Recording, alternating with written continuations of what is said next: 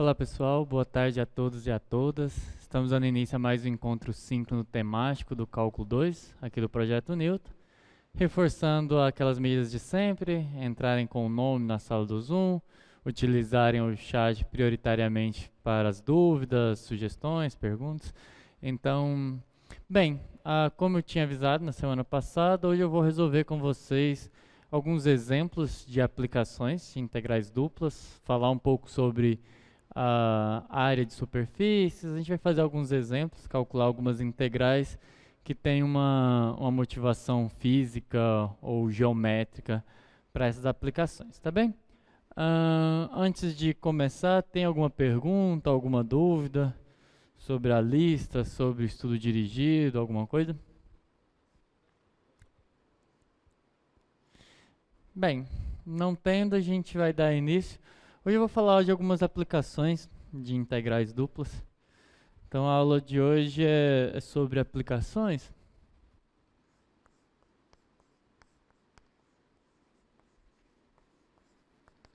Aplicações das integrais duplas.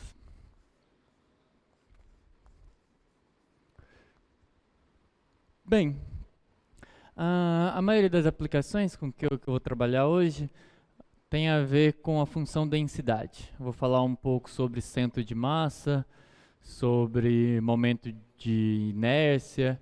Então isso tem a ver com a densidade. Bem, a densidade é uma grandeza física que, bem, em geral vocês já teve contato com ela desde lá do ensino médio, talvez tenham contato novamente no curso de física, para quem já fez o curso de física 1. Bem, o que vem a ser a densidade, né? Eu não vou entrar muito nos detalhes físicos, não. Eu vou tratar mais das integrais correspondentes. A densidade, bem, quando a gente fala de densidade média, a densidade que a gente aprende lá no ensino médio, nos cursos de física, nos cursos de química, a densidade média é um delta que é dado pelo, bem, você tem uma massa sobre um volume, né? Em geral, bem, a densidade da água é 1, e aí, bem, a unidade dela em geral é quilograma por metro cúbico, e aí nessas unidades a densidade da água é 1, e aí a gente sabe que densidade na química a gente aprende que a densidade é uma propriedade intrínseca dos elementos, né? Então, se você tem uma água pura, né, sem misturas, a densidade é 1, tem a densidade do ouro, a densidade do ferro, cada substância tem a sua densidade, inclusive é uma forma de testar pureza, né, de objetos. Quem nunca escutou a história, né, do Arquimedes correndo sem roupa pelas ruas de Atenas, gritando Eureka, ao descobrir uma forma de testar se uma coroa era realmente de ouro ou prata, se eu não me engano. Então, bem, ele fez isso via densidade. Quando a densidade da prata ou do ouro, por exemplo, pode ser averiguada, você pega uma barra, por exemplo, de ouro, que você sabe que é ouro puro, calcula a massa, divide pelo volume, isso é uma grandeza fixa desse elemento. E aí, se você quer verificar se um objeto é ou não de ouro puro, basta você comparar a densidade dele com a densidade de teste, né? A densidade do ouro, no caso. Então, bem, isso é o caso médio, né? Isso é o caso onde você supõe que todo aquele volume composto pelo elemento tem uma densidade fixa. O que a gente está interessado aqui é considerar, bem, primeiro que a gente não vai trabalhar com volumes, o que a gente está interessado aqui são em lâminas. Bem, tem duas formas de eu pensar em uma lâmina, onde a densidade só varia em relação ao ponto XY. Uma lâmina é basicamente um subconjunto do R2. Então, se eu penso em algum subconjunto aqui do R2,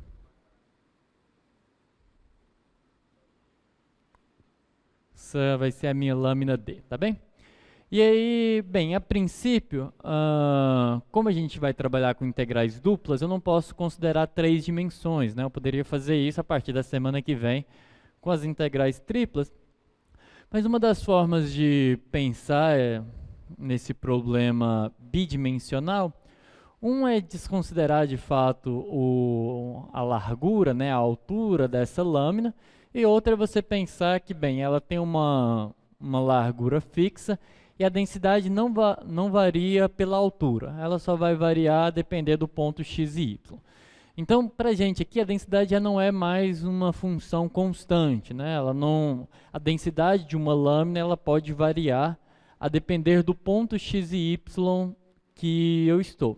Então, eu vou definir que a essa lâmina eu tenho uma função densidade associada a ela. Bem, a densidade é um número real, né? Tem ali sua unidade, mas pensando apenas como uma função de duas variáveis, eu posso pensar que ela assume valores reais, e para cada ponto aqui da minha lâmina, cada ponto x e y, eu associo a esse ponto a densidade em x e y. Tá bem? E aí, a densidade média, ela é massa vezes volume. Aqui eu estou considerando uma lâmina, eu estou considerando que não varia com a altura, então eu posso pensar que ela é uma função da área, tá bem? Uma das formas de você considerar isso é, por exemplo, pensando que a altura da lâmina é constante igual a 1. Então eu vou pensar que a densidade, na verdade, é uma função da área. Fizeram alguma pergunta aqui? Tá, não era comigo. Ok. Então, bem, pensando que a densidade varia pela área, o que eu quero dizer com isso? Eu quero dizer que como a densidade varia com os pontos x e y, se eu quero, por exemplo, se eu tenho essa função de densidade da minha lâmina e eu quero calcular a massa, o que eu posso fazer? Bem, eu posso sempre considerar aquele elemento, né? Um elemento de área. Esse aqui é o delta, tá? Se eu tenho que a densidade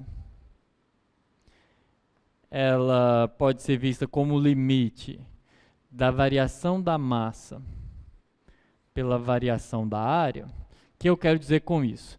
Eu vou particionar essa região, né? Eu vou fazer quadradinhos aqui dentro, assim como a gente fez para calcular as integrais. Então eu vou particionar toda essa região aqui. E aí eu vou, bem, quadricular ela aqui. E aí, bem, para cada quadradinho desse, cada retângulo desse, é um ΔA.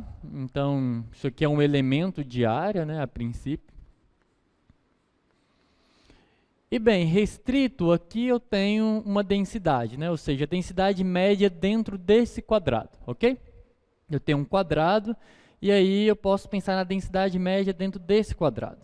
Então a variação da densidade pode ser calculada dessa forma. E aí, fazendo os limites com as propriedades necessárias, eu posso determinar o seguinte, bem, que a variação da massa, ΔM, é dada pela variação ali do delta, né?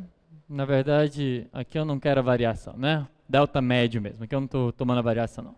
Aqui é só a função delta. Pensa que a delta de xy, ela pode ser, bem, de certa forma, quebrada em pequenos quadrados aqui.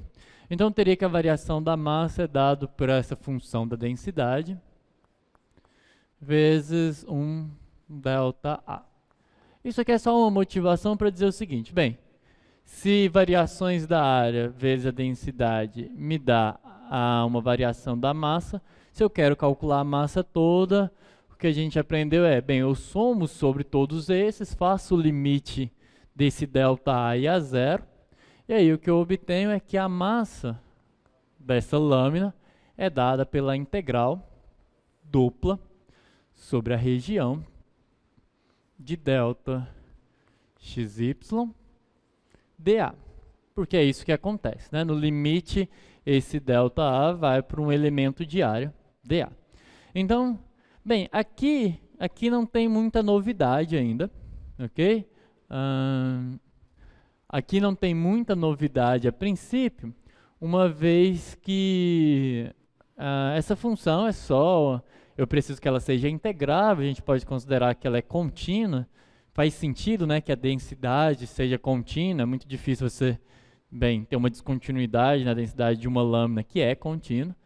Então você pode considerar sim que ela é integrável, e aí basta, a princípio, se eu digo que uma função qualquer, por exemplo, se eu falo assim, olha, a densidade, vou pegar um exemplo aqui,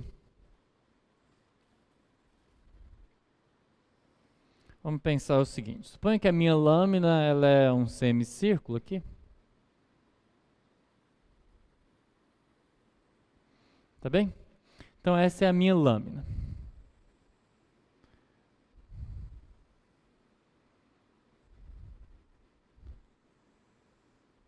Então, uma possibilidade é dizer o seguinte, suponho que, então essa daqui é a minha, bem, tem um raio aqui, né, que esse raio é A. Considerar que o raio é a origem, o centro está na origem.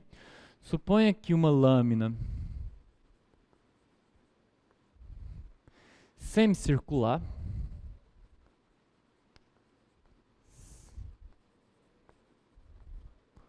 de centro na origem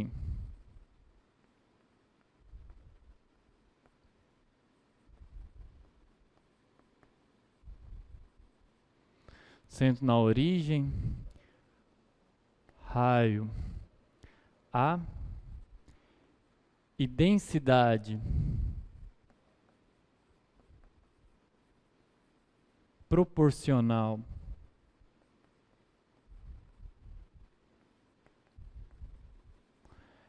à distância à origem,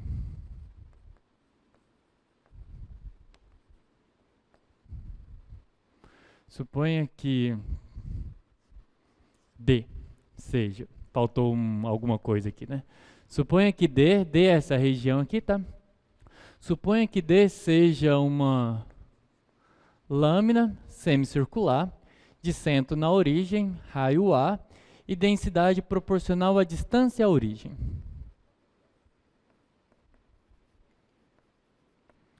Calcule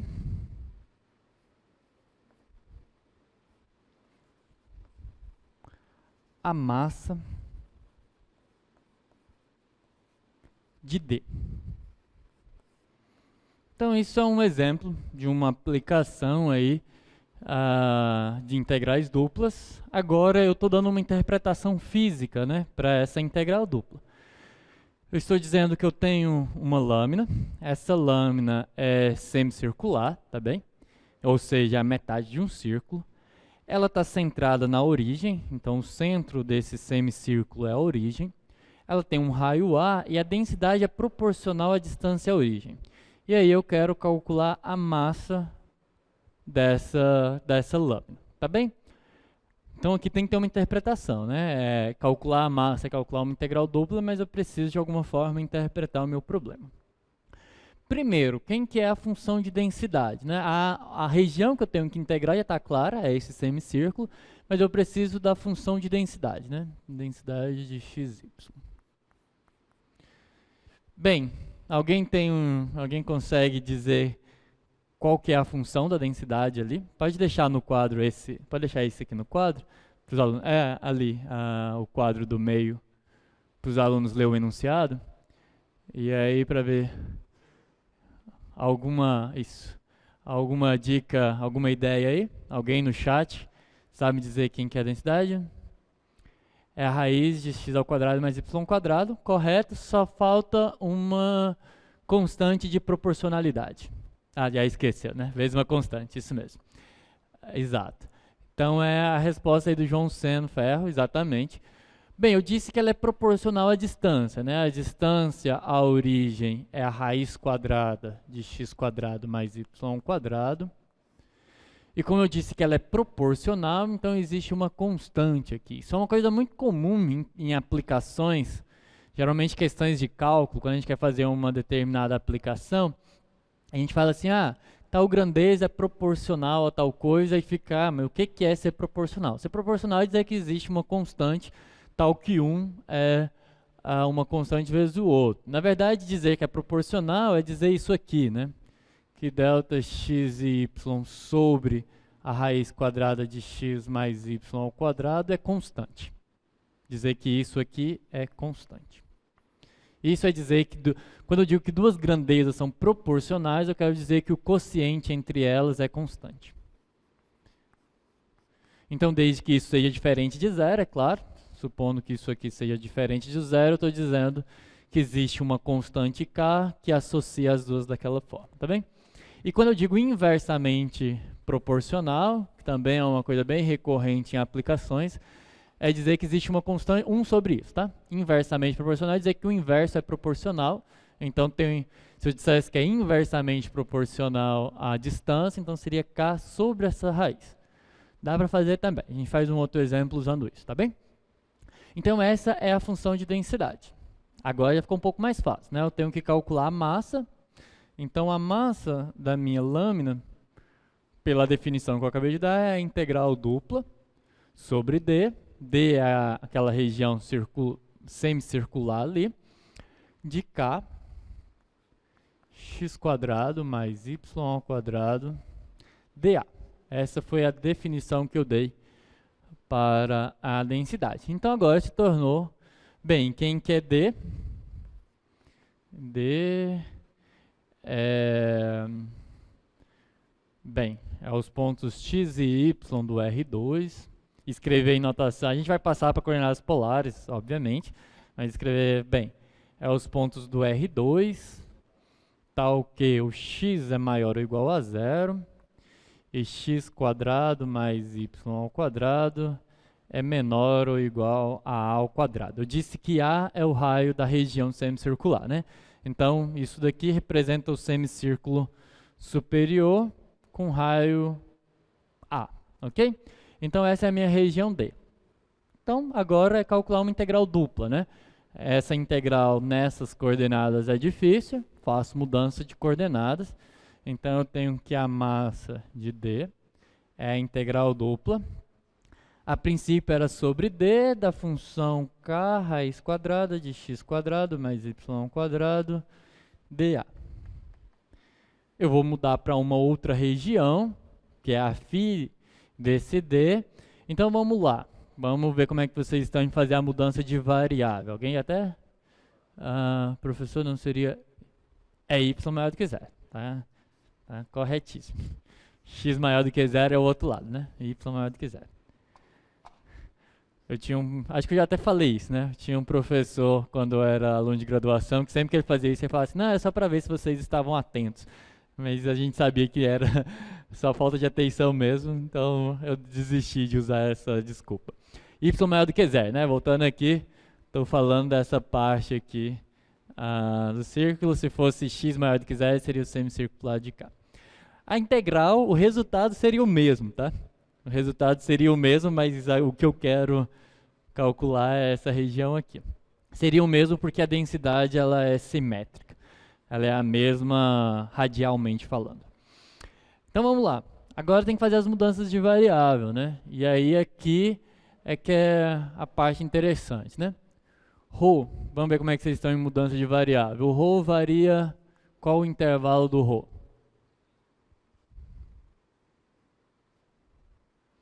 Na aula passada é raro um raio, né? Vamos ver. 0 a A. 0 a π não, tá? 0 a A. Por que 0 a A? Porque vem aqui... eu acho que você estava respondendo do θ, né? O θ sim. Mas eu estou falando, o ρ é a distância à origem. Então, 0 até A.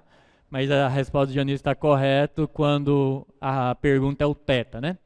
O θ sim varia de 0 a π.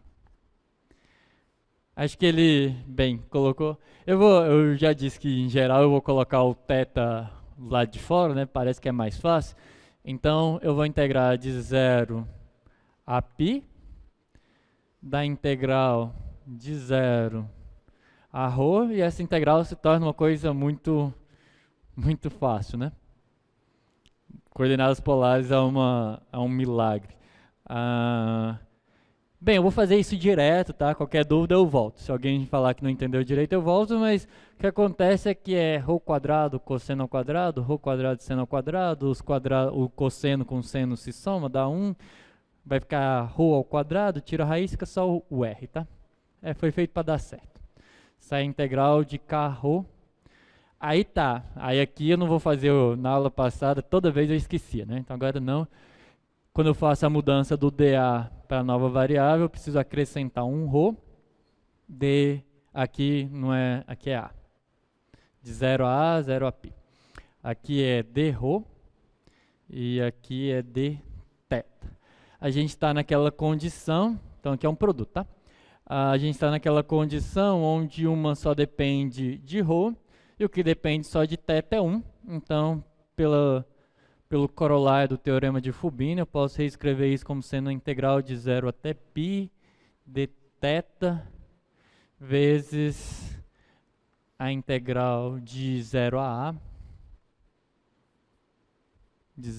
A, de kρ quadrado dρ. Bem, teorema fundamental do cálculo aqui, isso fica π, ok? Bem, é só θ de π a 0, então é direto. Aqui é ρ ao cubo sobre 3, k vezes ρ ao cubo sobre 3. Então vai ficar k que multiplica a ao cubo sobre 3. Então a massa é kπ ao cubo sobre 3. Tá ok? Deixa um pouquinho lá, exato, deixa um pouquinho lá só para os alunos conferirem as continhas. Então, isso daí é para calcular a massa. Então, a primeira aplicação de hoje é para encontrar a massa. Vamos mais um pouquinho, né? Bem, outra grandeza, outra informação importante que a gente pode estar interessado eu vou pegar essa mesma lâmina aí e vou supor o seguinte. Bem, pensa agora, bem, isso é uma lâmina, ok? Então, suponha que eu queira encontrar um ponto. Redesenhar aqui a minha lâmina. Então,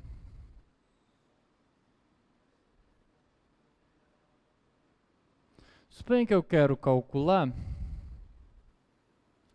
o ponto de equilíbrio dessa lâmina. O que é o ponto de equilíbrio de uma lâmina? É um ponto sobre o qual é o centro de massa, né? O nome típico é o centro de massa. É aquele que se você, bem, pregar um fio naquele ponto e segurar por ele, ela fica equilibrada horizontalmente. Ou em outras palavras, se você colocar lá uma agulha centrada bem naquele ponto, então ele é o... ficou péssimo o desenho. Centro de massa, tá? Aquele ponto que se você... Bem, se a sua lâmina estivesse aqui, você coloca sobre o centro de massa, a sua lâmina se equilibra, tá?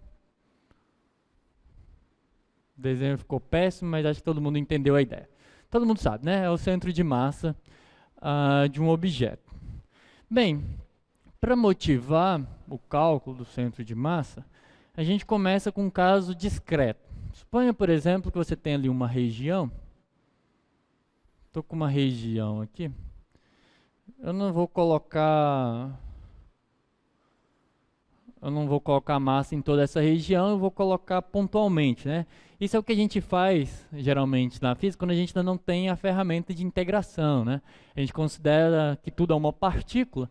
Então, imagina que eu tenho um conjunto de partículas. Eu tenho lá algumas partículas. Ok? E aí essas partículas têm determinadas massas. Então, M1, M2, assim sucessivamente até um Mn. É a massa de cada uma dessas partículas. Tá? Você tem um conjunto de partículas. Pense que você colocou esse conjunto de partículas sobre uma lâmina, mas que essa lâmina tem uma massa desprezível. Tá? A lâmina mesmo não influencia no peso, ela é uma forma, imagina que as massas são muito grandes, de tal forma que a lâmina pouco influencia. E aí o que acontece? Se eu coloco alguns pesos sobre uma lâmina que tem uma massa desprezível, eu tento encontrar quem que é esse ponto de equilíbrio, a gente descobre que isso está fortemente associado com o momento, né? O que é o momento? O momento é o torque, né, que uma partícula vai ter. Por exemplo, se eu quero encontrar aqui, vamos graduar aqui, que eu tenho os valores de y, e aqui eu tenho os valores de x, tá? Então, de certa forma, eu posso pensar o seguinte, se eu, por exemplo, centrasse, bem, aqui é o zero, tá? Vamos supor, só para ficar mais fácil de graduar, e aqui é o zero. Então, se eu fizesse uma graduação nos eixos x e y, o que acontece? Se eu olho em relação a esse eixo aqui, que é o eixo y, tá? Eu estou olhando no x, mas esse aqui é o eixo y. O que eu vou ter? Bem, essa lâmina vai cair para a esquerda, ou seja, ela vai rodar para a esquerda se a quantidade de massa que está à esquerda for maior, e vai cair para a direita, ou seja, a bandeja vai virar para a direita se a quantidade de massa que estiver aqui é maior. O que me permite fazer essa associação é o que a gente chama de momento de cada uma dessas partículas. É pegar, bem, esse aqui é o meu zero, então eu considero o seguinte somatório. Eu faço o somatório, pego a distância no eixo x de cada uma dessas partículas e faço xi vezes o mi, com i variando aí de 1 até n. E isso daqui me dá um momento em relação ao y, ou seja, para que lado que ela roda em relação ao y. É como se eu tivesse o momento em relação ao eixo y é esse daqui, tá? Eu olho aqui embaixo, mas o eixo é o vertical. O momento em relação ao eixo y é o somatório de mi vezes xi, com i variando de 1 até n. Essa notação de somatório é só para motivar, tá? Acho que agora você já deve estar mais habituado. Eu lembro que no cálculo 1 colocava um somatório, dava até um desespero. Mas acho que agora vocês já estão mais acostumados. Um pouco é simplesmente somar o produto das massas vezes a distância em relação ao eixo x, ao que eu estou considerando como a origem.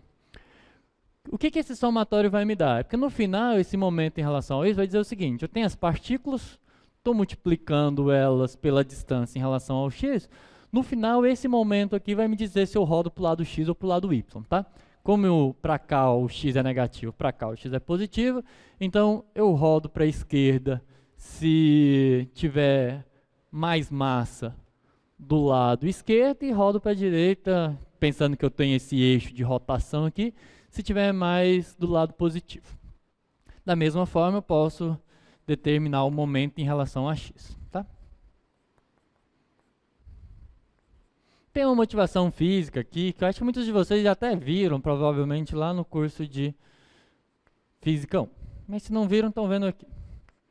É a mesma ideia, tá? A ideia é que tem um eixo aqui, passando pela origem, eu multiplico a massa pela distância a esse eixo de rotação. Se tiver mais do lado de cima, fica positivo, roda no sentido anti-horário. Se tiver mais do lado de baixo, roda no sentido horário, tá bem? Então, esses são os momentos. E aí, o que eu faço? Quando eu estou num sistema de partículas, para encontrar o ponto dessa bandeja que faz o equilíbrio, o que eu faço é o seguinte, o x que vai equilibrar as massas eu pego my e divido pela soma das massas, pela massa, soma delas. mi com i variando de 1 até n. Ou seja, isso daqui me dá o lugar de equilíbrio, tá bem? Eu pego quando eu considero esse x barra como sendo my cortado pelo mx, isso vai me dar um ponto, um eixo aqui, tal que a quantidade de massa à direita e à esquerda é o mesmo, então a bandeja não roda. Equivalentemente, o y é calculado como o mx pelo somatório das massas. Ou seja, eu pego os momentos e encontro o eixo de equilíbrio, ou seja, esse y barra distribui igualmente a massa em relação a x e em relação a y. Tudo bem até aqui? A motivação ficou claro? Alguém não entendeu? É simplesmente, bem, eu estou com uma bandeja, é como se na bandeja tivesse alguns copos, esses copos têm pesos variados e... Posso sim, posso. Não tem... Deixa eu fazer esse desenho aqui de novo. Pensa que você tem lá uma bandeja.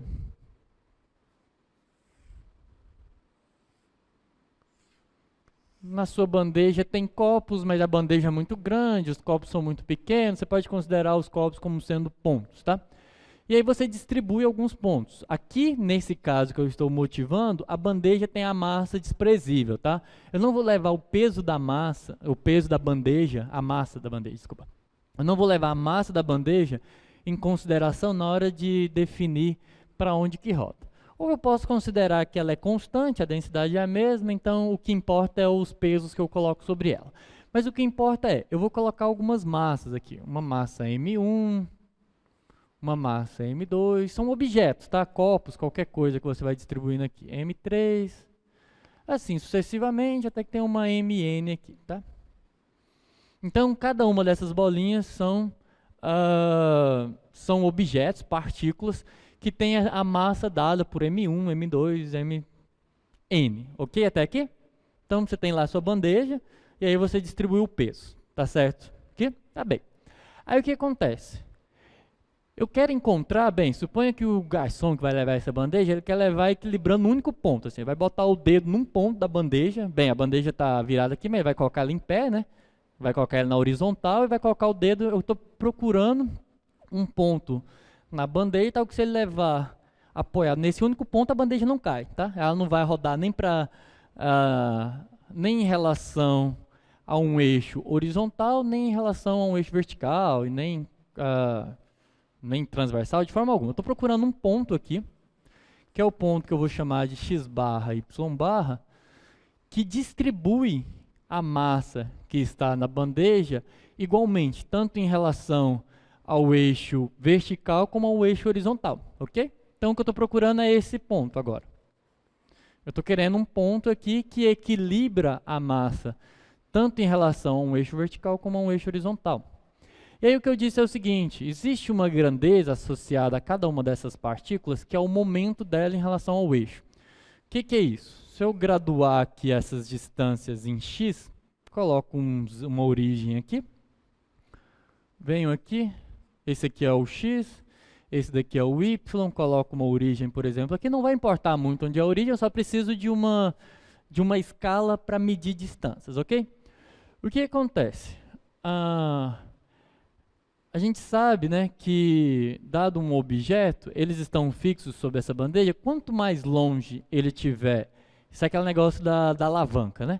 Quanto mais longe essa massa estiver em relação a algum eixo de rotação, maior a tendência de girar sobre aquele eixo, certo? Então, isso é medido pelo que a gente chama de momento. O momento, ele nada mais é do que o seguinte, o momento em relação ao eixo y, ou seja, a um eixo vertical, ele é o seguinte, bem, eu estou falando de um eixo vertical, né? Então, o que eu faço é, se eu estou graduando em relação a essa origem, eu vou fazer o somatório da massa, MI, vezes a posição, bem, eu coloquei aqui como sendo bolas, mas eu estou pensando nisso aqui como sendo partículas, tá? Eu estou olhando só para cada um deles, representa um único ponto aqui no eixo. Então, esse daqui está associado a esse ponto, que vai ser o meu x3. Esse daqui tem um x1 aqui. Esse daqui tem um x2 aqui. Ou seja, é a distância da coordenada x em relação ao que eu estou graduando. Então, MI, XI. Ok? E o que isso aqui me diz? Bem, se isso daqui der negativo, se o MY der negativo, significa que em relação a esse eixo que eu escolhi como origem, se der negativo, a bandeja, se eu tentasse segurar ela por aqui, a bandeja gira no sentido anti-horário. Se desse positivo, a bandeja gira no sentido horário em relação a esse eixo vertical. Ok até aqui? É isso que esse negócio está me medindo, está medindo para mim. Certo, Jonathan? Ok. E, analogamente, o mx, que é o somatório das massas m, y, i, ele mede, bem, em relação a esse eixo aqui que está na origem. Se ele ficar positivo, significa que tem a tendência de rodar no sentido anti-horário é maior. Se ele ficar negativo, em relação ao sentido anti-horário é maior. Entendeu? Então é isso que o momento faz. Então, como é que eu faço para equilibrar as coisas? Eu distribuo igualmente. Esse ponto aqui que eu escolhi, se isso aqui está dando negativo ou positivo, não está no lugar ideal, né? Então o que eu faço é, eu distribuo essa massa. Como é que eu faço para distribuir? Bem, eu tomo o y barra como sendo o mx sobre m, ou seja, eu distribuo esse momento aqui em relação à massa total, e o x eu distribuo my sobre a massa. Essa massa aqui nada mais é do que a soma de todas, né? Já estou usando a forma que eu vou dar lá na frente. Eu somo as massas.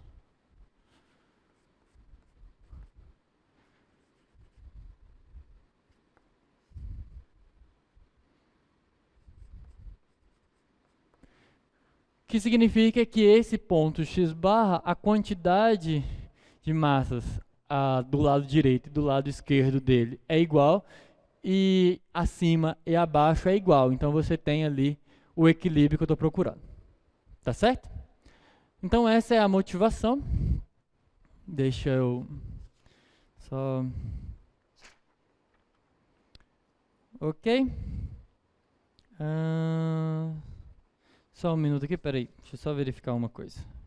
Acho que eu troquei um detalhe aqui. Só voltar.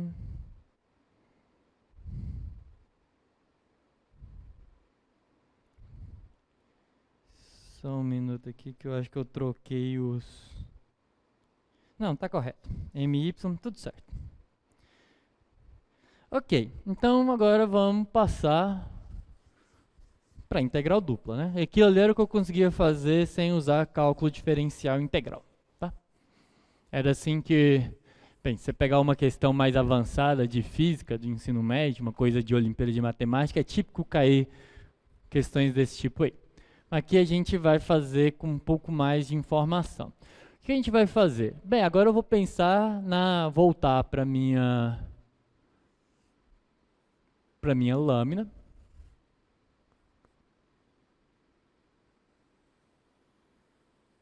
Ok? Minha lâmina está aqui. É aquela mesma lâmina, tá? A gente já sabe que a densidade dela é k raiz quadrada de x quadrado mais y quadrado. E agora, para ela, eu quero o ponto x barra, y barra. Eu quero o centro de massa, x barra, y barra. Bem, a gente agora já sabe que o centro de massa está associado a uma grandeza que é o momento. Lá eu tinha que pegar as massas, fazer o somatório. Mas o que um somatório é? Um somatório é... O que uma integral é, né? Não é o somatório. Falar que um somatório é uma integral discreta seria muito esquisito, porque é definido ao contrário. Mas é verdade, tá? Um somatório é uma integral discreta, mas o que a gente faz é... A definição ela é crescente, né?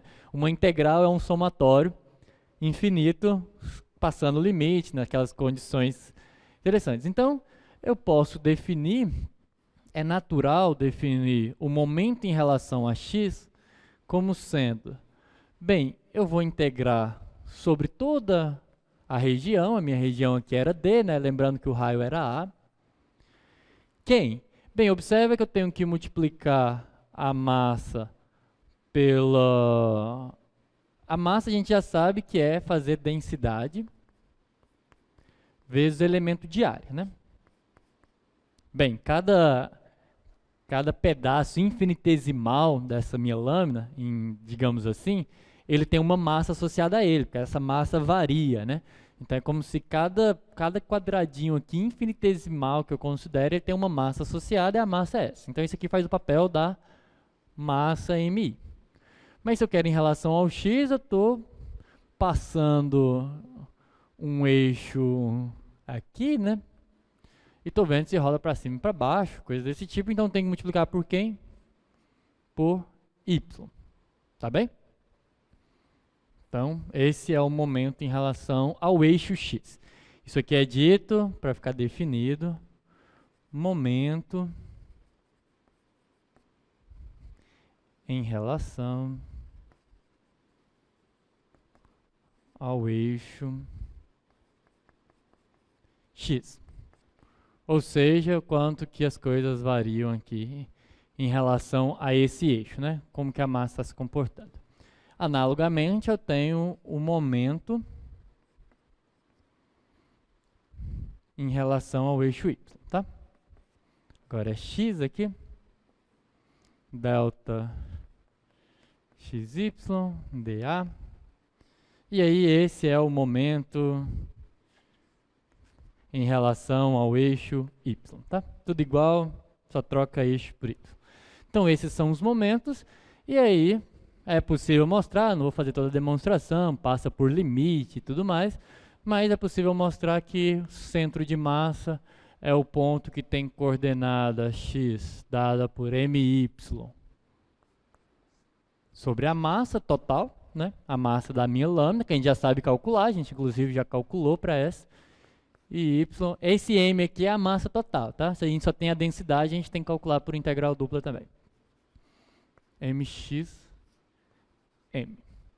Então vamos calcular para esse caso, ok? Entenderam?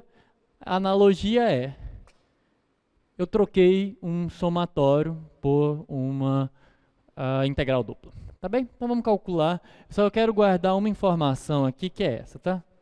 A gente vai usar ela no final para determinar o centro de massa, então eu vou guardar só essa informação aí. Vou calcular o mx e o my. Espero não ter escolhido uma função muito complicada para fazer isso. Acho que não. Acho que não. Vai dar para separar. Acho que funciona bem. Então vamos lá. Eu quis continuar com o mesmo exemplo sem pensar muito como é que vai ficar a integral dos momentos, mas eu acho que não vai ficar tranquilo. Então vamos lá. Vamos calcular o mx. O mx é a integral sobre d de y vezes a densidade, que é k raiz quadrada de x quadrado mais y quadrado dA. Essa daqui é difícil, mudo para coordenadas polares, aí já posso... Bem, a região é a mesma, tá? Então não vou nem perguntar de novo, a região é a mesma, é de 0 a π, de 0 a A, o que mudou é só que agora, bem, y em coordenadas polares é ρ seno de θ, tá bem? Isso daqui é aquela mesma continha que a gente fez, que a gente não fez, na verdade, eu só falei como é que faz, ρ ao quadrado, cosseno ao quadrado, seno ao quadrado, dá 1, quadrado com raiz sai, o ρ já é positivo, então ρ, tem um k aqui faltando, k, ρ, ρ de novo do dA, da mudança de variável, dρ, dθ. Ficou bom porque ela se separa igualmente, tá? Então, só que agora tem alguma coisa em θ. Então, o que está em θ eu coloco na integral que só depende de θ, é produto, tá? Tome muito cuidado na hora de usar esse corolário, por causa do seguinte, ele facilita muito. Só que aí é típico, né? Você está lá fazendo a prova, o tempo está muito corrido, você quer encontrar um caminho simples, e às vezes você usa esse corolário que facilita muito num caso onde você não pode. Você só pode usar esse corolário quando você consegue escrever essa função que está aqui dentro como produto de uma função em θ e uma função em ρ, um produto, tá? Se for soma não vale, se for produto para uma coisa que está somando também não vale, tomem cuidado. Aqui observa que essa função só depende de θ e essa função aqui só depende de ρ. Então, nesse caso eu coloco o seno de θ para fora, dθ, e aí vai ficar a integral de 0 até a ρ ao cubo, k, ρ ao cubo, dρ. Aí é o teorema fundamental do cálculo, a integral do seno menos cosseno, então menos cosseno de θ de 0 a π, que multiplica k vezes ρ a quarta sobre 4 de 0 a. Aplico o teorema fundamental do cálculo, quer dizer, já apliquei o teorema fundamental do cálculo. Calcula os limites de integração. Bem, menos o cosseno de θ, menos o cosseno de π. Cosseno de π é menos 1. Com menos fica mais 1, né? Menos. Deixa eu ver o negócio aqui, deu problema, peraí. Momento. Não, acho que tá certo, sim. Vai dar 0, né? Porque cosseno de π menos 1, com menos fica 1, menos cosseno de 0, menos 1, isso aqui dá 0. Então, isso aqui é 0, tá? O momento em relação ao x dá 0. Faz sentido porque, bem, o centro de massa está sobre o eixo y, tá? Isso aqui, então, bem, isso aqui lá já é 0, independente de quanto der isso daqui dá 0. Então, agora vamos para o my. O my é que não pode dar 0, né? O centro de massa não pode ser a origem, afinal de contas, tem massa para lá e não tem para trás. Mas o mx ser 0 faz sentido se a gente observar que a distribuição de massa aqui ela é radial, né? Quanto mais eu ando, mais massa eu tenho. Faz sentido que o centro de massa esteja sobre o eixo x igual a 0, então mx ser 0. Bem, como mx é 0, eu já sei que o centro de massa tem coordenada x igual a 0, porque seria... peraí.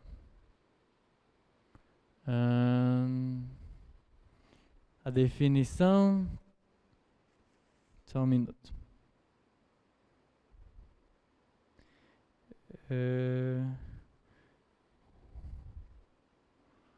Não, eu sei que o y é 0, né?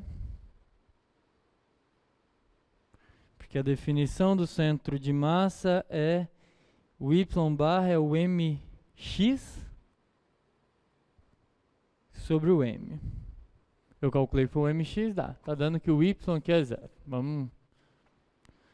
Deixa eu ver se faz sentido.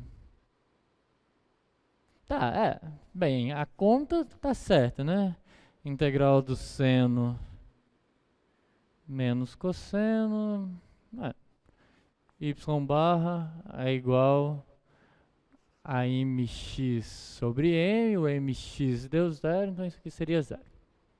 Vamos ver o my, ver se faz sentido. Professor, não seria menos cosseno de...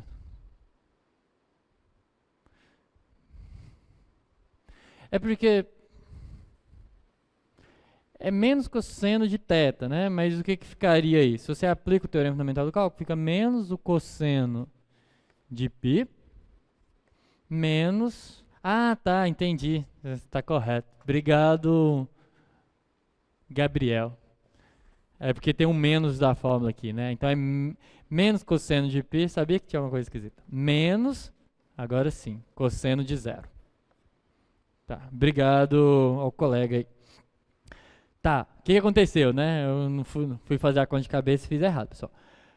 Em π dá menos cosseno de π, mas menos cosseno de π é 1, né? Porque o cosseno de π é menos 1, com menos fica 1. Aí aqui tem menos com menos, né? Então é mais.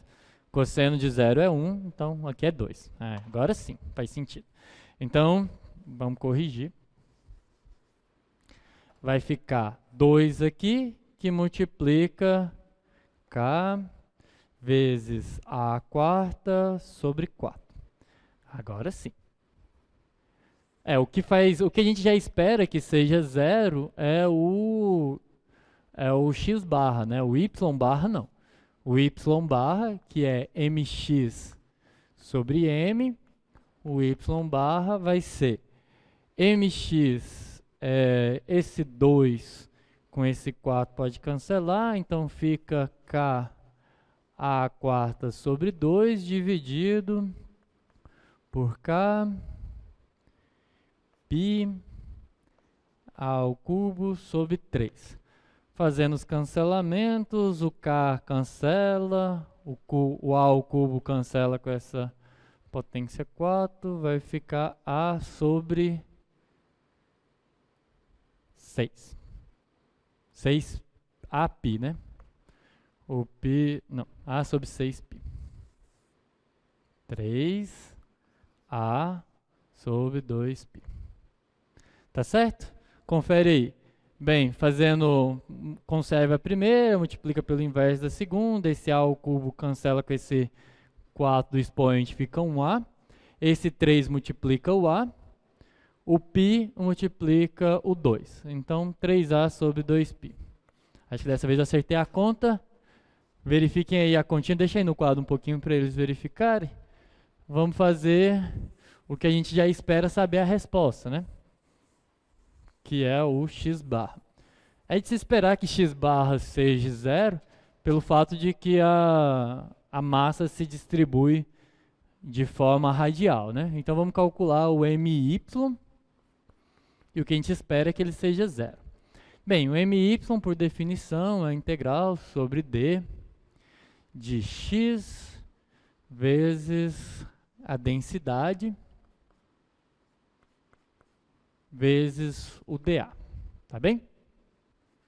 Então, my vai ser a integral, aí aqui eu já vou fazer as mudanças de variável, em coordenadas polares fica mais fácil, o θ de novo vai variar de 0 a π, o ρ vai variar de 0 até a, x em coordenadas polares é ρ cosseno de θ, a densidade em coordenadas polares a gente viu que é k vezes ρ, e o dA, quando eu faço a mudança de variável, fica ρ dρ dθ. Ok até aqui? Aí eu posso fazer a mesma observação, né? O cosseno de θ só depende de θ, usa o corolário do teorema de Fubini, isso fica a integral de 0 a π do cosseno de θ, que multiplica a integral de 0 até a de ρ de k vezes ρ ao cubo dρ. Aí aqui sim, né? Agora vou até fazer a continha direito para mostrar que eu não estou roubando. Vamos lá, aqui faltou um dθ. Cosseno, integral do cosseno é o seno, então fica seno de θ de 0 a π, que multiplica, aqui vai ficar de novo k ρ a quarta sobre 4, variando de 0 até a. Aí observa só lá no seno, aí sim, né? Seno de π é 0, menos seno de 0 que também é 0, essa daqui dá 0 como a gente esperava. Então o x barra, que é igual ao my sobre m, x barra é igual a 0. Então o centro de massa é o ponto 0 e, bem, ninguém encontrou nenhum erro até agora, então acho que é 3a sobre 2π. Entenderam a continha, pessoal?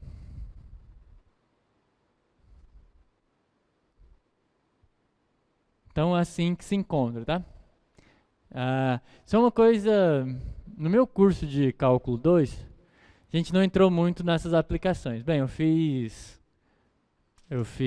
matemática, e mesmo na matemática a gente não entrou muito nas aplicações, a gente tenta demonstrar mais no curso de cálculo, então a gente acabou não chegando até essas aplicações.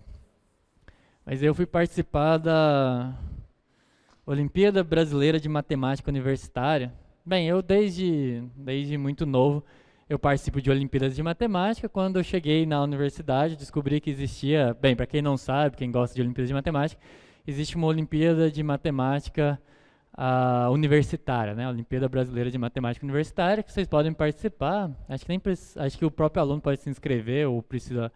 Mas bem, tinha essa Olimpíada, né? É isso, é um pouco acima da origem, tá? É no 0, 3A, 2π. Bem, isso aí está dentro, tá, pessoal? Está dentro da... Uma coisa que vocês poderiam perguntar assim, mas o ponto, o centro de massa realmente está dentro? Tá, porque... bem, 2π é maior do que 3, obviamente, então 3 sobre 2π é menor do que 1, então eu estou dentro do semicírculo.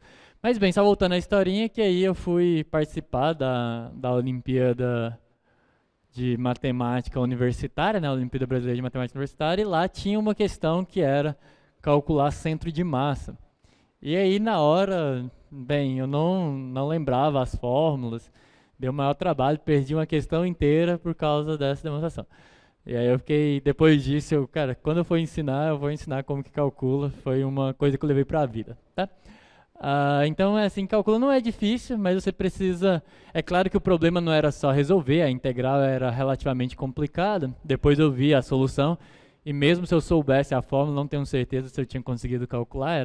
Era uma integral bem difícil, tinha que usar umas técnicas lá de integração, mas eu não sabia nem começar, né? Eu fiquei bem chateado com essa parte. Mas bem, histórias à parte, uma outra aplicação é o que a gente chama de momento de inércia, tá bem? E isso, bem, na lista de vocês tem para calcular momentos de inércia. Se o momento ele representa essa tendência do movimento para uma direção ou outra, o momento de inércia ele é uma grandeza, calcula como difícil é eu colocar um conjunto de partículas ou uma lâmina, nesse caso, em rotação, tá bem? Aqui eu não estou querendo que ele se mova para um lado ou para o outro, eu estou querendo saber o como difícil é eu rotacionar, por exemplo, uma lâmina em relação a um determinado eixo, tá? Então isso que é o momento de inércia.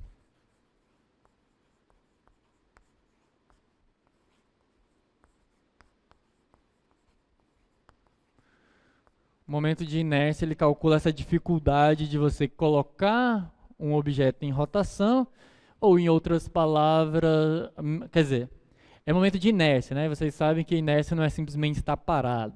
Se você está em um movimento, se você tem objetos que estão girando em torno de determinado eixo, esse momento de inércia também calcula a dificuldade de você acelerar ou frear esse momento de rotação. Ele está extremamente associado à dificuldade de você começar a girar alguma coisa. Você tem uma tora de madeira lá circular, você quer girar essa tora de madeira, a dificuldade, né, uma grandeza que mede o quão difícil é você colocar essa tora de madeira em rotação, é o momento de inércia. Fazer a justificativa por partículas e tudo mais daria mais trabalho, esse aqui é um pouquinho mais complicado, tem que fazer umas análises físicas que não cabe ao curso, mas eu vou pelo menos definir para vocês como é que calcula. E chamar a atenção para uma coisa, espero que ninguém tenha enviado. Na aula passada, finalzinho de aula, eu quis dar uma dica de como calcular e eu cometi um erro clássico, né? Que é calcular o momento de inércia em relação ao x com o x, e não é assim, é com o y. Do mesmo jeito que vocês observaram que os momentos eu integro em relação, se o momento é em relação a y, eu integro multiplicado por x. Aqui acontece a mesma coisa, então se vocês observarem tem um errinho na escrita no final da aula passada. O momento de inércia em relação ao x é a lâmina, tudo nas mesmas condições, é y ao quadrado, tá? Eu coloquei x ao quadrado na aula passada, é y ao quadrado da densidade, dA. Lembrando novamente que isso aqui faz o papel da massa, então eu só estou multiplicando pelo braço ao quadrado, porque aqui eu estou pensando em rotação. Em relação ao eixo y, ou seja, isso daqui mede o quão difícil é colocar em rotação em torno do eixo x, isso aqui é o quão difícil é colocar em rotação em torno do eixo y, supondo que ele está parado, né? Quão difícil é rotacionar em relação ao eixo y, em relação ao eixo y eu tenho que distribuir a massa em relação ao x, então densidade de xy dA. E se você quer saber o quão difícil é rotacionar em relação à origem, né, coloco um eixo agora, o terceiro eixo, né, o eixo Z, e quero girar em torno da origem, aí é momento de inércia em torno da origem, é a soma dos dois. Tem duas formas de escrever isso, você pode escrever isso como sendo mx mais my, ou simplesmente a integral sobre d de x² mais y² dx dy dA. Vamos calcular para o nosso exemplo. Então essas são as definições, tá? Momento de inércia. Sempre que você vê x, y e 0, essas são as definições. Lá na lista de vocês tem para calcular os 3, se eu não me engano, ou os 2 primeiros. Acho que são os 3, para uma função densidade que vocês têm que calcular lá, né? Tem que interpretar para calcular ele. Vamos fazer para o nosso exemplo. Bem, agora vai dar uma complicada. Pelo menos no i, no x e no y, vai dar uma pequena complicada, porque vai aparecer aquele seno ao quadrado que eu vou deixar para vocês integrarem. A gente já fez na aula passada. Então, vamos lá. Quem que é o i de x da nossa questão? É integral sobre aquela região de y², a densidade é k raiz quadrada de x² mais y², dA. Faz a mudança de variáveis, a região é sempre a mesma, então aqui é 0 a π, da integral de 0 até a. Y é rho seno de θ, né? Então quando eu elevo ao quadrado fica ρ² seno ao quadrado de θ. Aqui a gente já calculou um monte de vezes, kρ. O ρ que vem da mudança de variáveis, do módulo jacobiano, dρ dθ. Aqui eu ainda posso fazer aquela mesma jogadinha. Observe que eu consigo separar em ρ e θ. Mudou pouca coisa, né? Eu só coloquei um quadrado ali para complicar. Então fica seno ao quadrado de θ, dθ, a integral de 0 até a. Aqui ia ter um quadrado com um quadrado k, ρ² dρ. Certo? Para ficar claro, tem um produto aqui entre essas integrais, tá bem? Ninguém perguntou nada, acho que está tudo tranquilo, né? Essa daqui, para integrar, tem que fazer aquela mudancinha de variáveis. Vou deixar aqui a mudança de variáveis, mas vocês... Vou calcular logo, né? Tá, seno ao quadrado, tem que fazer aquele joguinho, fica 1 menos cosseno de 2θ sobre 2, né? O seno, para obter, eu tenho que subtrair, tá correto? dθ, essa daqui dá para calcular direto. O que eu fiz aqui é aquela brincadeira do arco duplo, tá? Seno ao quadrado mais cosseno ao quadrado é igual a 1. Cosseno ao quadrado menos seno ao quadrado é cosseno de 2θ. Aí você tem duas equaçõezinhas, você encontra o seno ao quadrado e o cosseno ao quadrado. Vai precisar do seno ao quadrado aqui e do cosseno ao quadrado no i de y. Então fica essa integral, essa daqui é mais fácil, fica k ρ² sobre 5 de 0 até a. Quando você calcula essa daqui, fica meio de 0 a π, então π sobre 2. Aí vai ficar a integral menos a integral do cosseno de 2θ, faz a mudança, aparece um meio, né? Vai ficar seno de 2θ sobre 2. Só derivar para saber, né? Se eu derivo seno de 2θ aparece um 2, cancela com esse 2, volta para o cosseno, tá certo. Então, tá, mas já tinha um 2 aqui fora, né? Então fica sobre 4. Então, menos seno de 2θ sobre 4 de 0 a π. Então, trabalho para nada, né? Porque essa integral dá 0. Seno de 0, seno de 2π, é tudo 0, tá?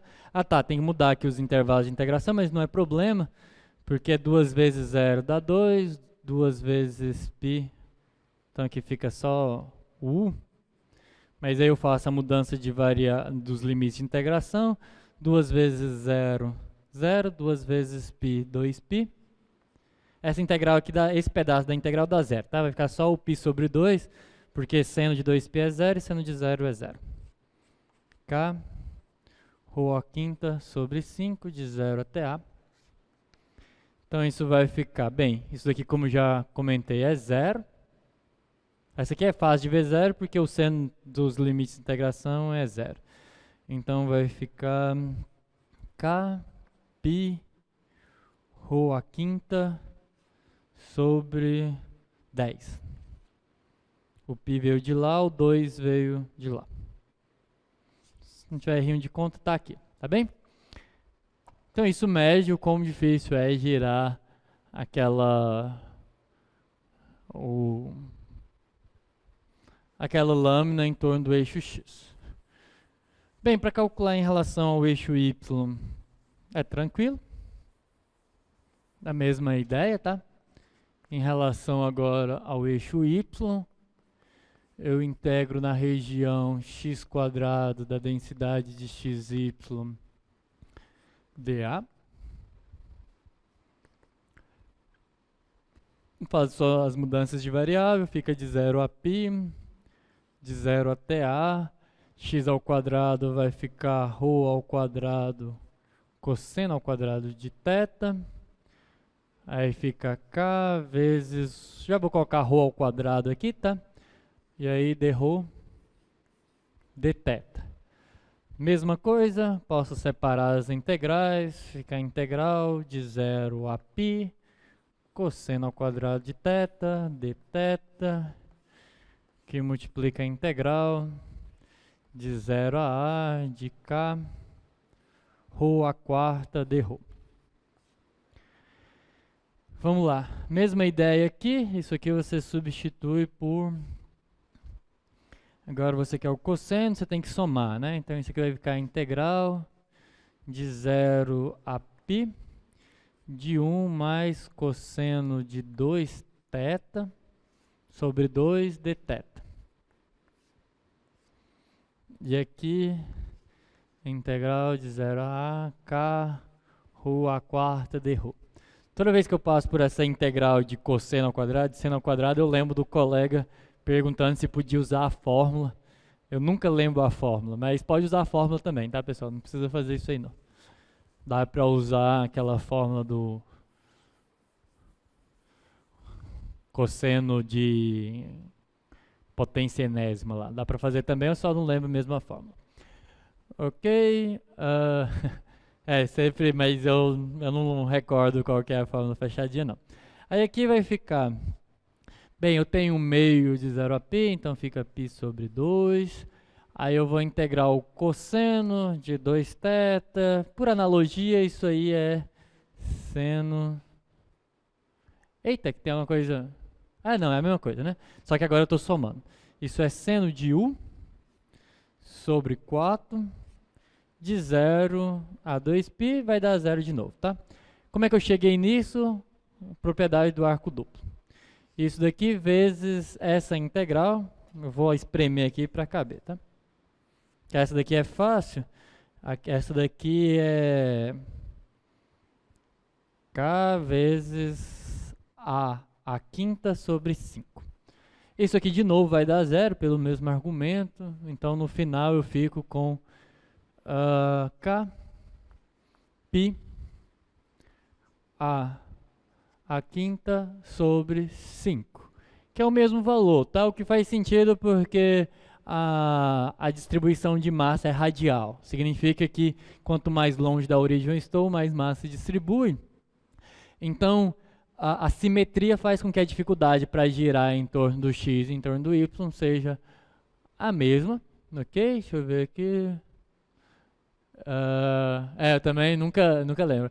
E aí, só para uma dica aí, vocês estão fazendo na lista, é claro que não precisa calcular isso por integral, né? Isso aqui é a soma dos dois. Então, isso aí de x e de y. Eu coloquei a fórmula, mas a fórmula só serve se for para calcular ela separadamente, né? Se você já calculou o i de x e o i de y, é claro que você não precisa calcular por integral o i da origem, porque é a soma dos dois, então é 2 K, π, A quinta sobre 5. Ah, não, é 10 porque tinha um 2 ali, né? Aqui é 10.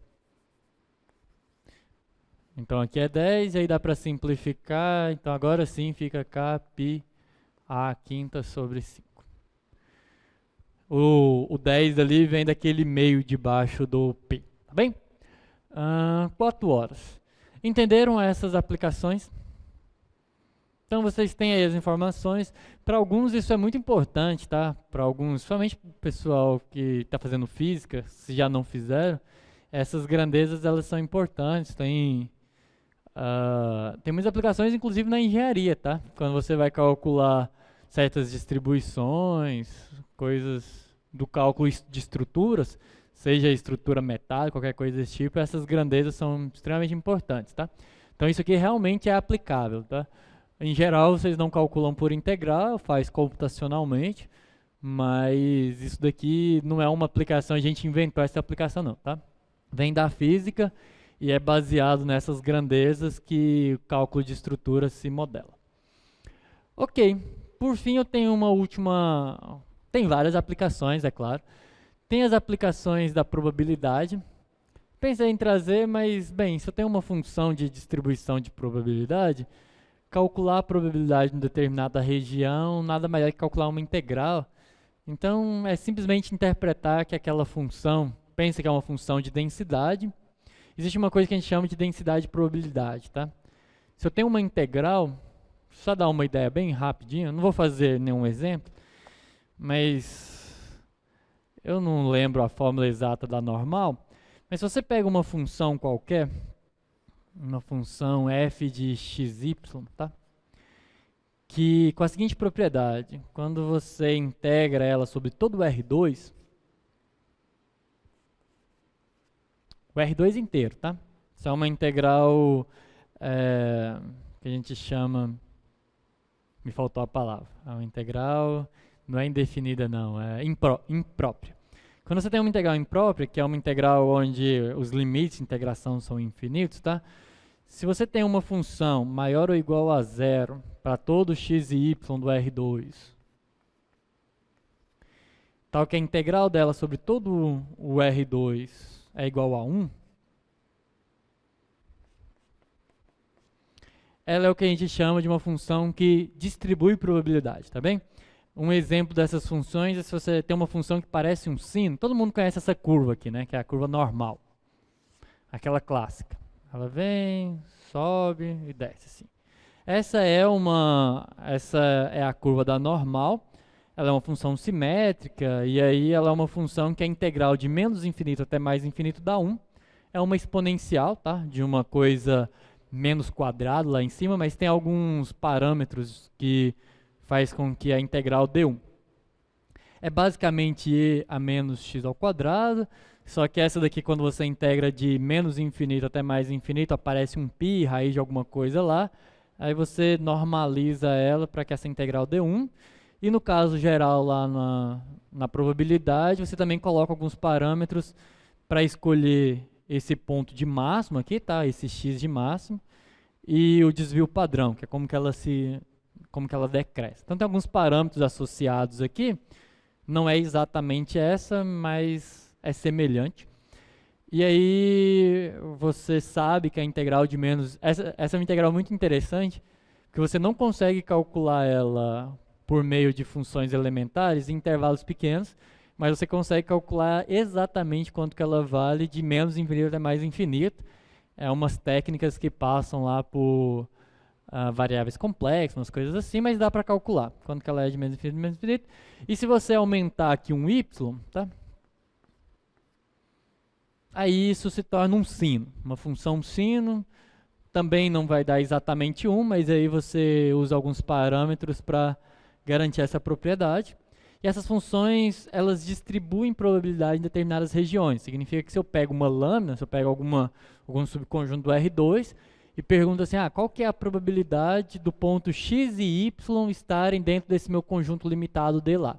É basicamente a integral dessa função, que está faltando parâmetros, nessa região. Mas isso é uma integral de uma função, tá? Não tem nenhum Não tem nenhuma outra grandeza que apareça multiplicando, nenhuma interpretação assim, então, mas fica aí como informação de que na probabilidade também é muito usado integrais duplas, coisas do tipo. Então, essa só uma curiosidade, a última aplicação que eu vou dar para as integrais duplas é a área de superfície, tá? A gente tem aí 25 minutos. Eu vou dar uma motivada, eu vou chegar mais na fórmula, os detalhes da demonstração, eu não vou entrar muito não, mas eu vou dar uma breve ideia. Suponha que você tem lá o lençolzinho clássico que eu sempre desenho. Aí x, y e z. E aí suponha que você quer calcular a área da superfície. É como se, bem, supondo que é um lençol mesmo, né? Você jogou, ele criou uma determinada superfície aqui, mas você quer esticar esse lençol, pensa que ele é de borracha não, porque aí ele vai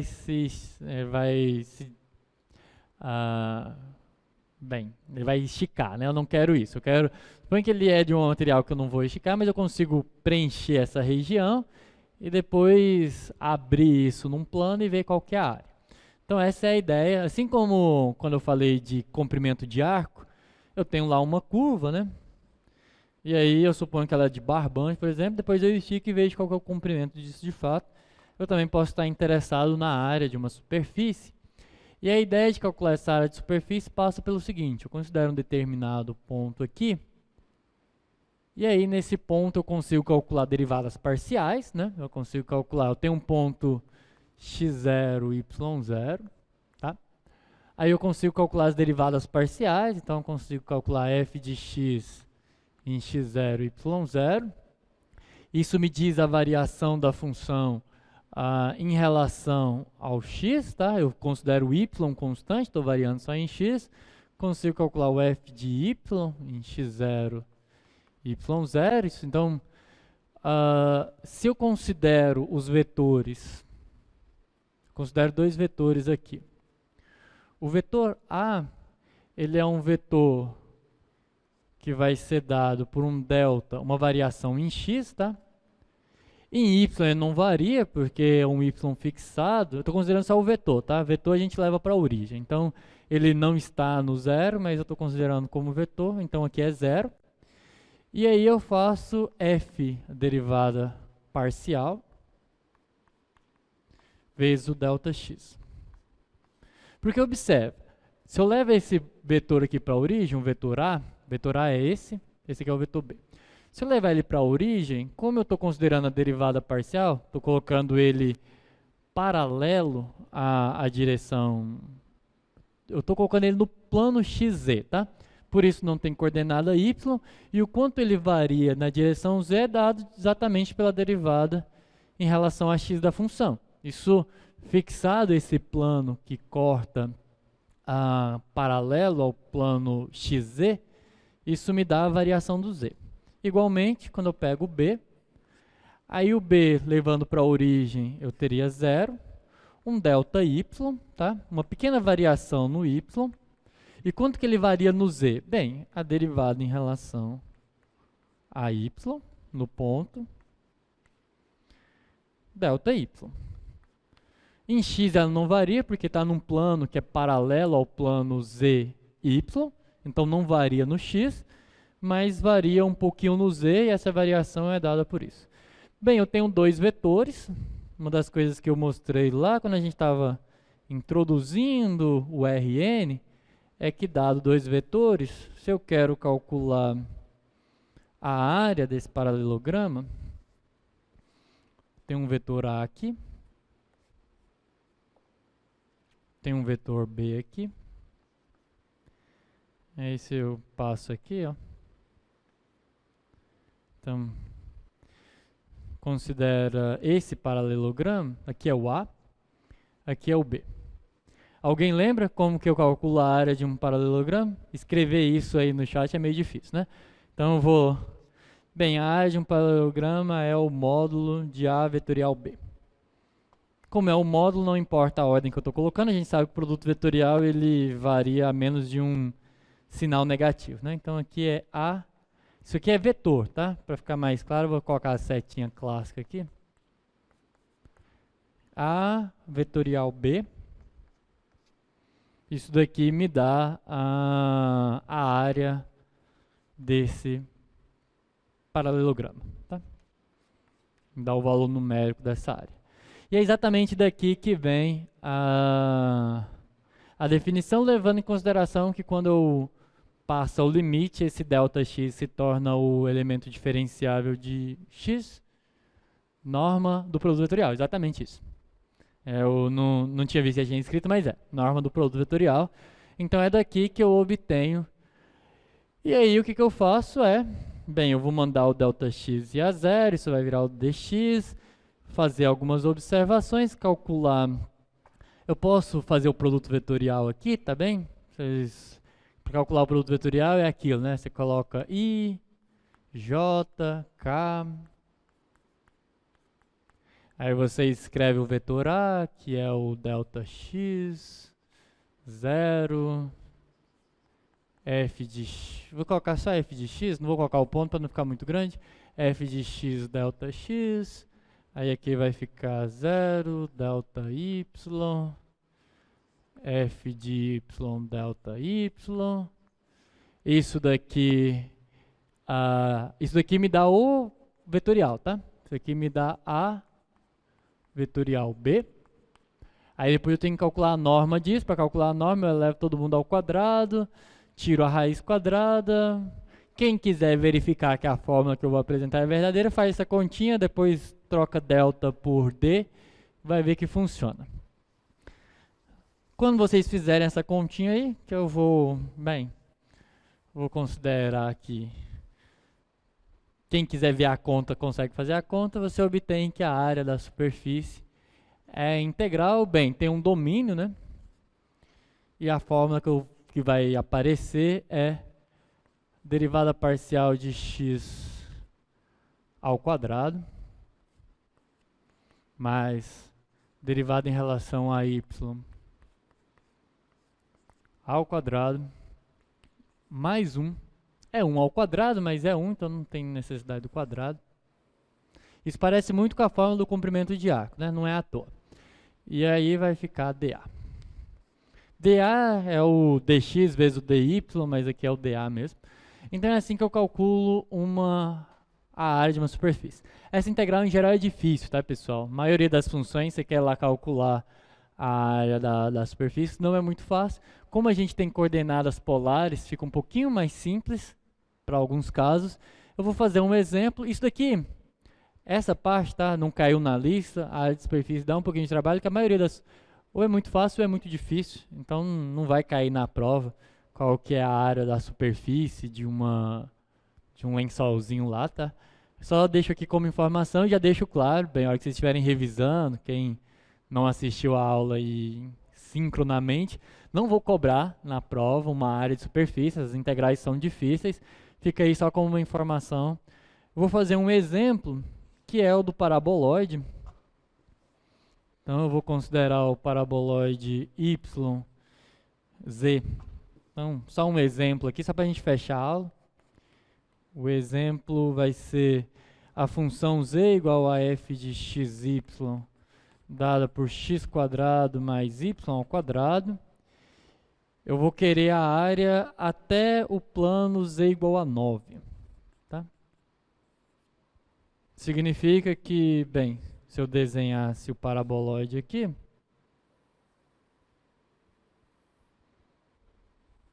se esse aqui é um 9, então eu vou ir só até aqui, tá? Aqui é. Então o que eu quero calcular é qual que é a área. Eu disse, né, lá no começo de integral dupla que a gente ia aprender a calcular isso daqui. Então só para dizer que eu cumpri a promessa, vamos calcular uma área de um paraboloide. Essa daqui em particular também dá para calcular com alguns artifícios do cálculo 1, mas com cálculo 2 é bem mais fácil, tá? Porque essa daqui é uma de rotação.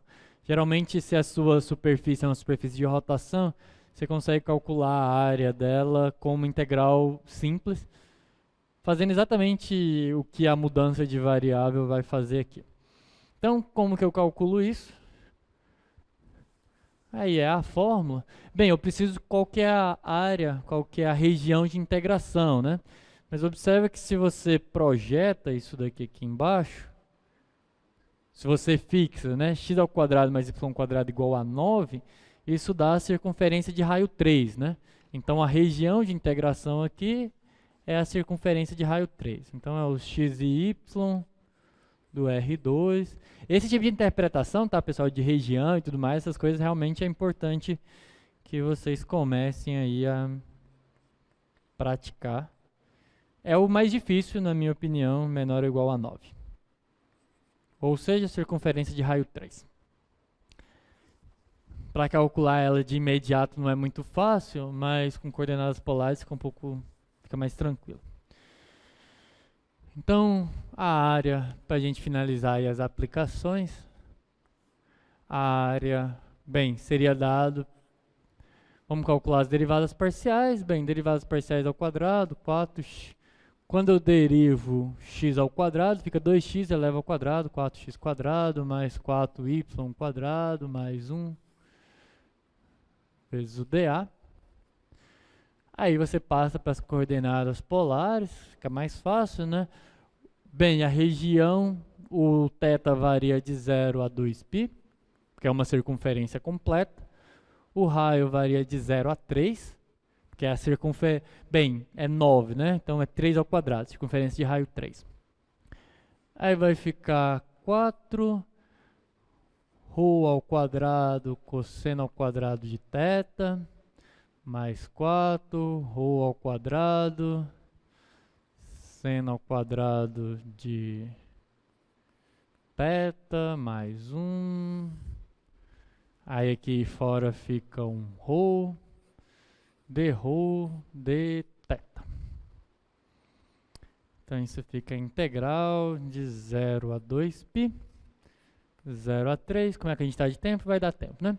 Aqui fica raiz quadrada de 8, ρ ao quadrado, mais 1, ρ de θ. De novo, observa que o θ não depende, as integrais se separam, então fica a integral de 0 a 2π dθ, integral de 0 a 3 de ρ, 8 ρ quadrado mais 1 de ρ. Lembrando que isso aqui é um produto. Tá, essa daqui é imediata, dá 2π. Qual que é a ideia para integrar essa? Vamos ver como é que vocês estão de integral aí de cálculo 1. A ideia para integrar a segunda integral ali, como é que eu resolvo?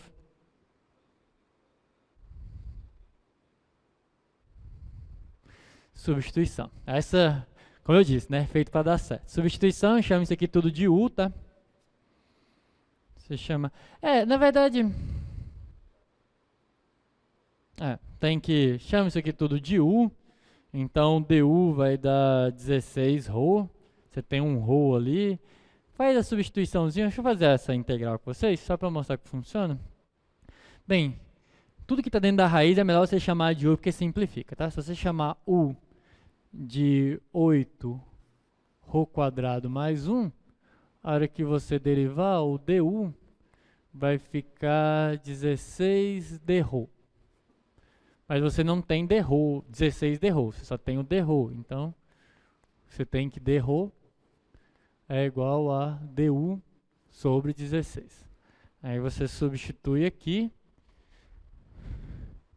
Aí tem duas formas, né? Você pode ficar em U e trocar os limites de integração, ou voltar para ρ e manter os limites de integração, faz como vocês preferirem. Eu vou trocar os limites de integração, então aquela integral lá vai ficar, bem, eu estou chamando U de 8 ρ ao quadrado mais 1. Então, quando ρ é 0, isso dá 1. E quando o ρ é 3, fica 3 ao quadrado 9, 9 vezes 8, 72, 73. Então, até o 73 de... Bem, tá, faltou uma coisinha aqui, desculpa. É 16 ρ, né? De ρ. Porque senão também não daria certo, né?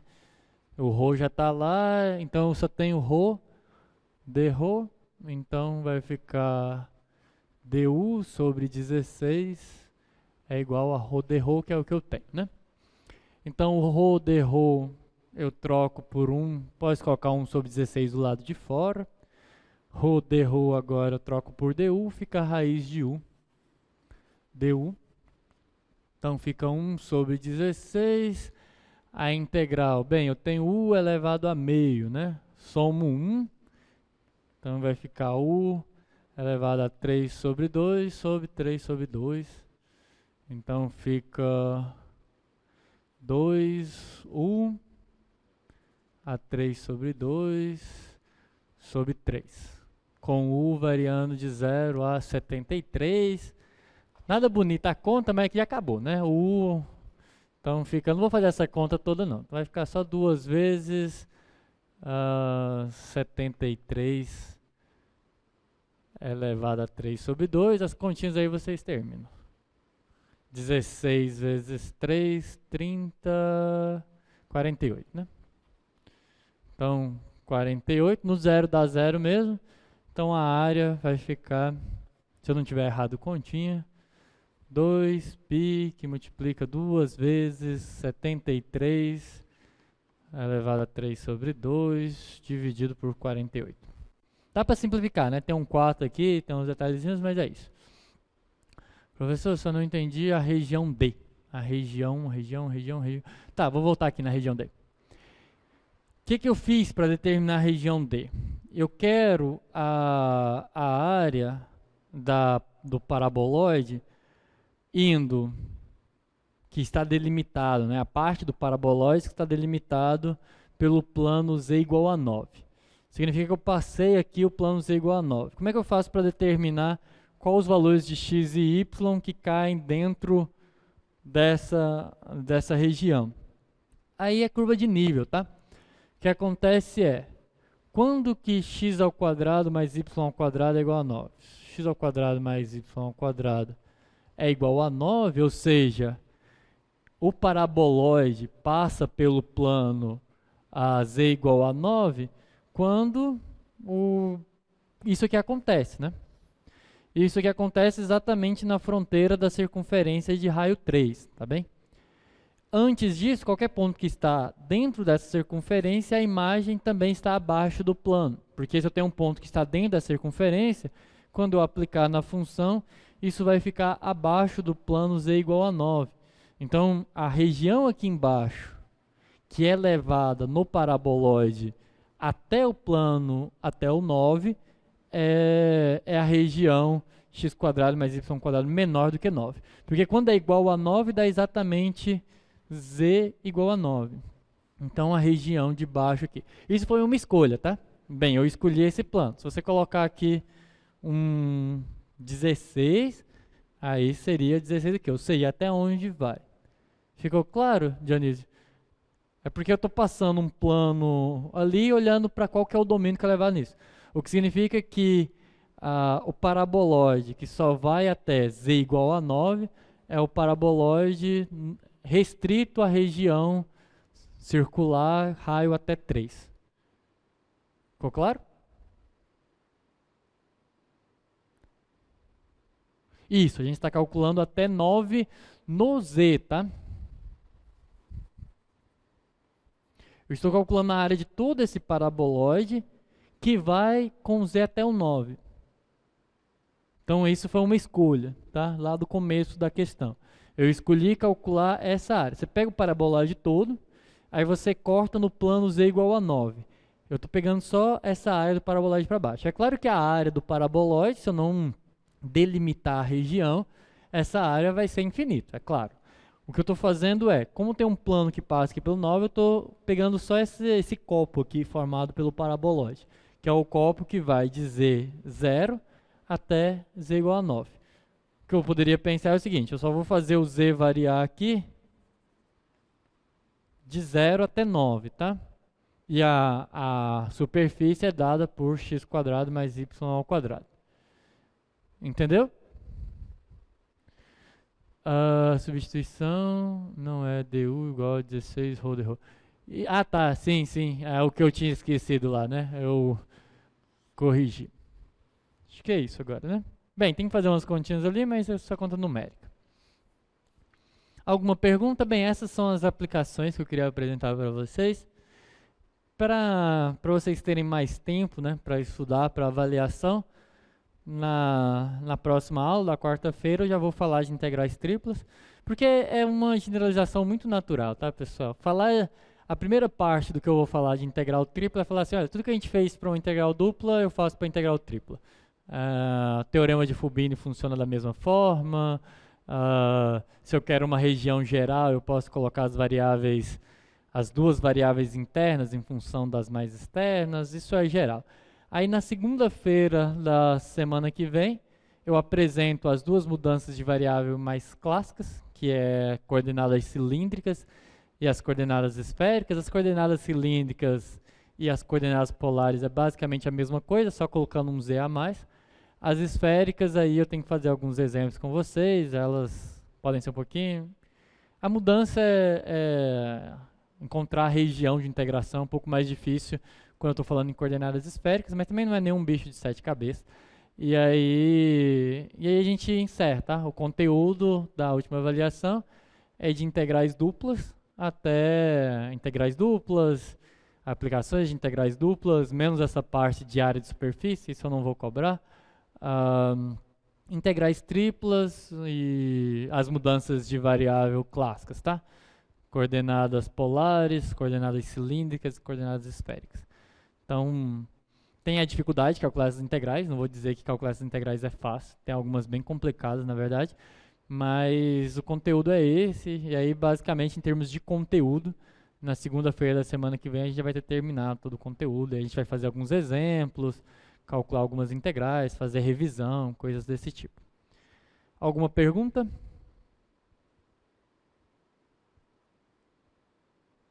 Bem, não tendo perguntas, não tendo dúvidas, nada do tipo, eu vou encerrar por aqui. Lembrando que se surgir alguma dúvida, alguma pergunta, pode colocar lá no fórum. Esses dias eu não consegui ler muito, mas a partir de hoje eu já estou olhando lá o fórum. Então, se tiver alguma dúvida lá, eu já respondo. Então, qualquer dúvida, coloquem lá e até quarta-feira.